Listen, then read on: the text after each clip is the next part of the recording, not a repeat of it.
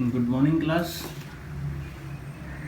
बेटा केमिस्ट्री में आज का जो टॉपिक है वो चलेगा हमारा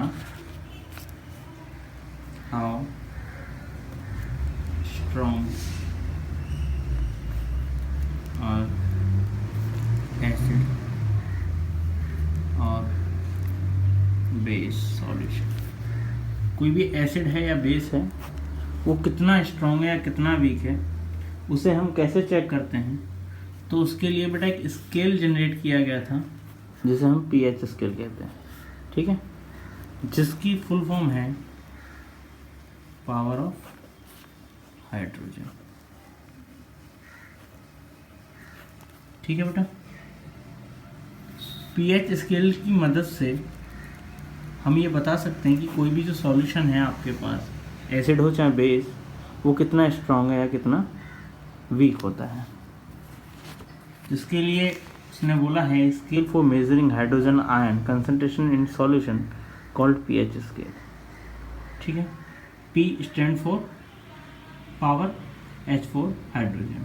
ठीक है बेटा, higher the hydronium ion concentration lower is the pH value. जितनी ज़्यादा उसकी कंसंट्रेशन हाइड्रोजन की होगी उतनी ही उसकी पीएच की वैल्यू कम होगी। The pH of neutral solution is 7। बेटा ये एक स्केल होता है,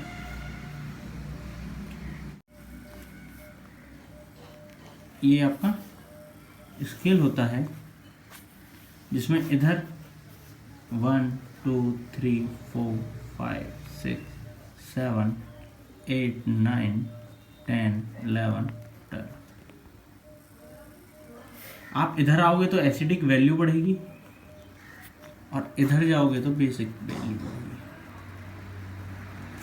ठीक है, ये जो मिडिल वाला होता है ये आपका न्यूट्रल होता है, जो आपका वाटर होता है वो न्यूट्रल होता है।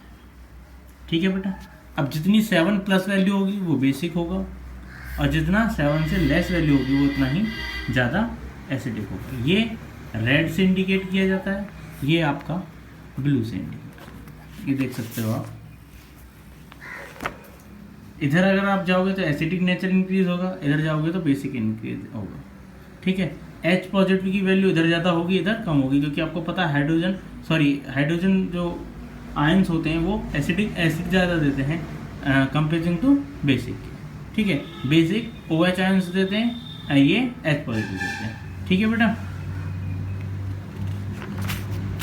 ये इसमें दिखाया गया है, एक स्केल ड्रॉ किया है। इधर देखिए रेड कलर इंक्रीज होता जा रहा है और इधर ब्लू कलर इंक्रीज होता जा रहा है। ठीक, फिर अलग अलग आपको दिया है। प्योर वाटर और ब्लड का 7.4 होता है, प्योर वाटर आपका 7 के समथिंग आता है। ठीक है,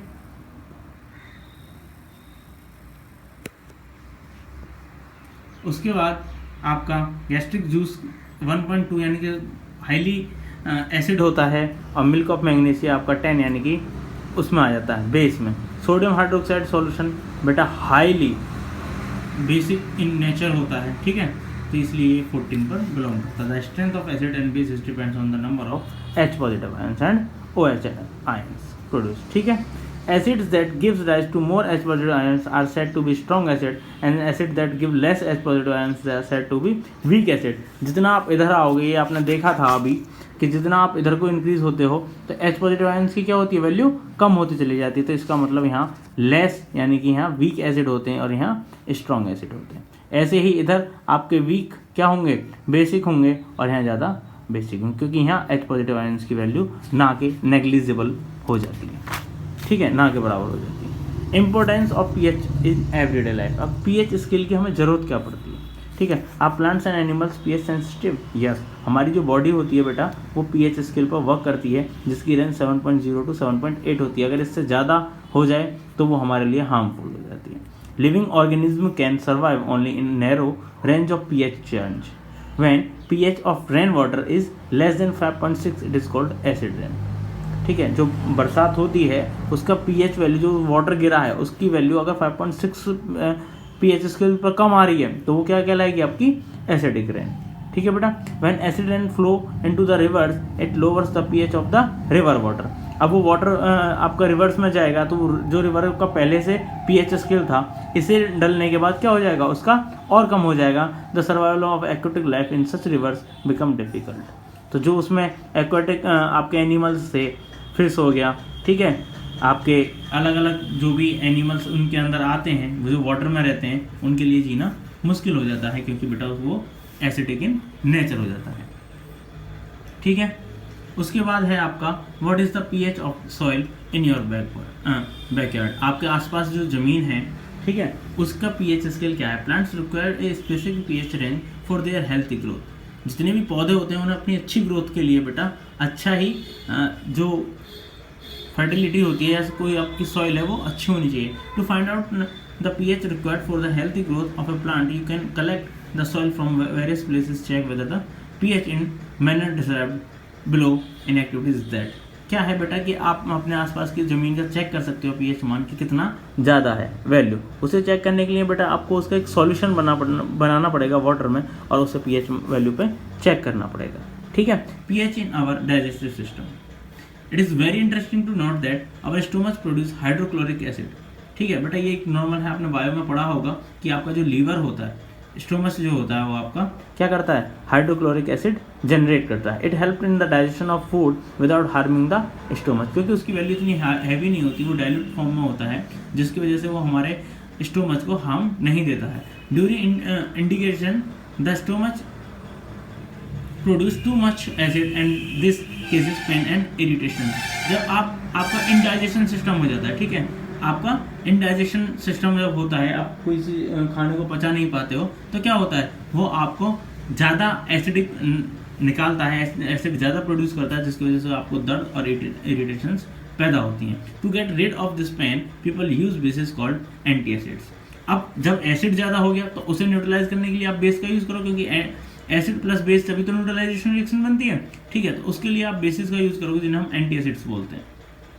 ठीक है बेटा, one such remedy must have been suggested by you at the beginning of this chapter. The antacid neutralize the excess acid. Magnesium hydroxide, milk of magnesia, a mild base, is often used for this purpose. अब आप उसके लिए कोई भी उपचार use कर सकते हो जो ज़्यादा बेसिक होगा, वो आपको जल्दी ही फ़ायदा देगा और आप ठीक हो जाओगे, जो आपको पेन इनडाइजेशन की वजह से हो जाता है।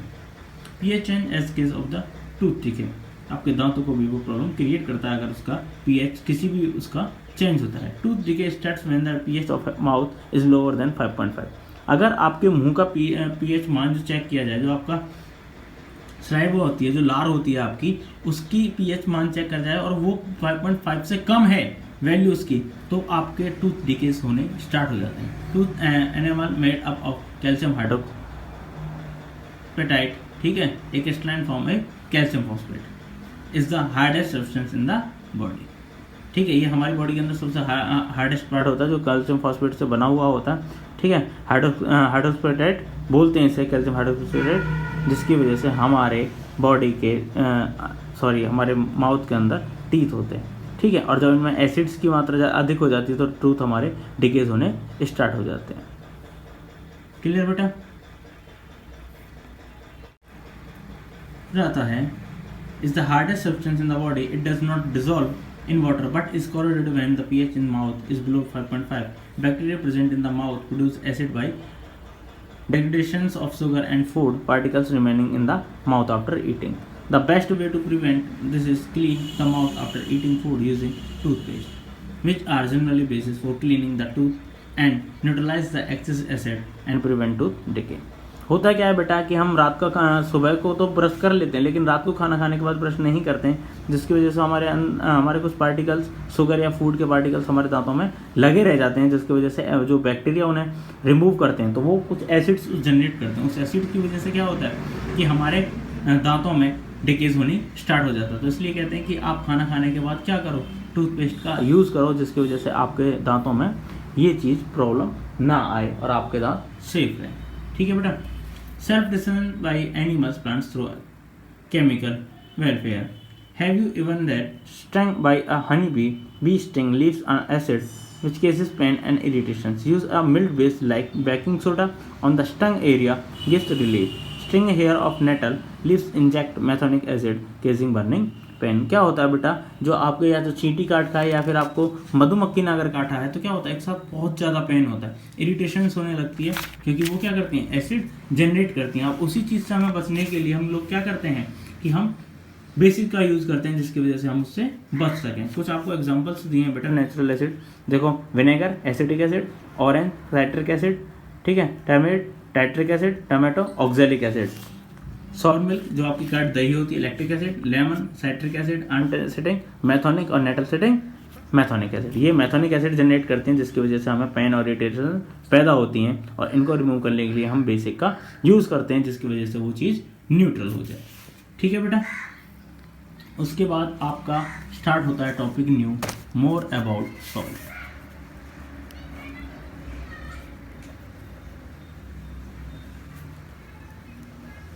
सॉल्ट का आपने पढ़ा था बेटा, acid plus base is equal to salt plus water.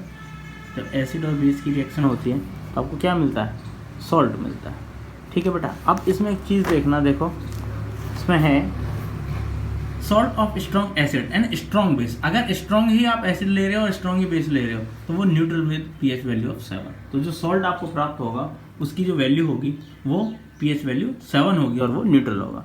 On the other hand salt of strong acid and weak base, अब आपने स्ट्रॉन्ग एसिड लिया वीक बेस लिया तो पावर किसकी ज़्यादा है, एसिड की, तो वो कैसे नेचर में होगा, एसिडिक नेचर में, are acidic with pH value less than 7 and those of strong base and weak acid. अब आपने स्ट्रॉन्ग बेस ले लिया और वीक एसिड लिया है तो उसका नेचर कैसा होगा, बेसिक इन नेचर होगा और पीएच वैल्यू 7 से ज़्यादा होगी। ठीक है बेटा, अब आता है केमिकल्स फ्रॉम कॉमन सॉल्ट। जो आपका कॉमन सॉल्ट आप घर में यूज़ करते हो NaCl, सोडियम क्लोराइड, उसे क्या बोलते हैं, common salt. By now you have learn that the salt formed by the combination of hydrochloric acid and sodium hydroxide solution is called sodium chloride.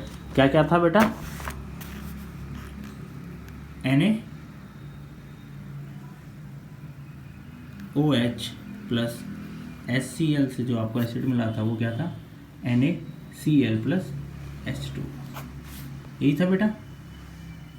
ठीक है, ये था आपका sodium oxide plus sodium hydroxide plus hydrochloric acid का जो mix up था वो आपको सॉल्ट प्लस वाटर देता है। ठीक है, hydroxide solution is called sodium chloride. This is the salt that you use in food. जो आप खाने में इस्तेमाल करते हो वो वही सॉल्ट है। You must have observed in the above is that sea water contains many salt dissolve in it, sodium chloride is separated from this salt.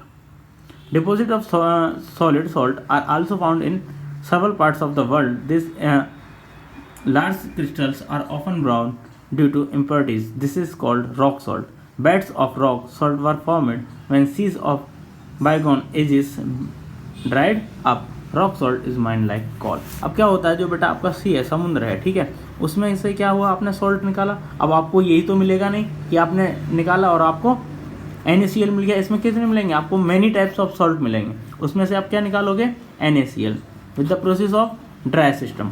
ठीक है, क्या करते हैं ये लोग कि इस तरह खाने बनाते हैं अलग अलग, उसमें सी वाटर आता है, ठीक है, और आके स्टोर हो जाता है। स्टोर होने के बाद इसमें सनलाइट, ठीक है, डलती रहती है पूरे डे। उसके बाद क्या होता है कि इससे क्या होगा, इवेपोरेशन मेथड स्टार्ट होगा। इवेपोरेशन से क्या होगा कि आपका वाटर इवेपोरेट हो जाएगा और क्या बचेगा नीचे, सॉलिड फॉर्म में आपको सॉल्ट मिलेगा।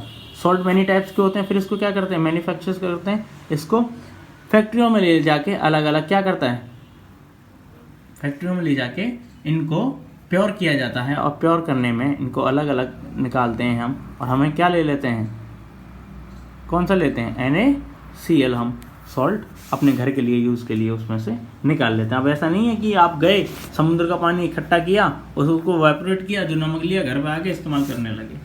ठीक है, ऐसा नहीं होता है, उसको प्योर किया जाता है काफ़ी अलग अलग मेथड से। ठीक, you must have heard about Mahatma Gandhi Dandi march, जो उन्होंने किया था महात्मा गांधी जी ने, किस लिए, नमक यात्रा के लिए। क्यों, क्योंकि बेटा नमक पे अंग्रेज़ों ने कर लगा दिया था, टैक्स लेते थे वो लोग। ठीक है, तो भैया नमक तो सबकी ज़रूरत है, सभी को चाहिए, अगर उस पर टैक्स देंगे तो कहाँ तक फिर टैक्स भरेंगे। तो इसलिए उन्होंने एक डांडी यात्रा चलाई थी जिसकी हेल्प से नमक टैक्स फ्री हुआ था। ठीक है। कॉमन सॉल्ट जो आप यूज़ करते हैं raw material for chemicals. The common salt thus obtained is important raw material for various materials of daily use such as sodium hydroxide, baking soda, washing soda, and bleaching powder, and many more. Let us see how one substance is used for making all the different substance. अब इनसे अलग अलग बेटा बनते हैं, क्या क्या बनते हैं आपका, सोडियम हाइड्रोक्साइड बनता है, बेकिंग सोडा है, वॉशिंग सोडा है, ब्लीचिंग पाउडर है, और अलग अलग आपके सॉल्ट प्राप्त होते हैं। ठीक है, उनके बारे में हम स्टडी करेंगे नेक्स्ट क्लास में। आज के लिए इतना ही। ठीक है बेटा, थैंक यू क्लास। इतना पढ़ लेना अच्छे से, कोई प्रॉब्लम हो, कुछ भी आपको समझ में नहीं आए मुझसे पूछ लेना। Okay class.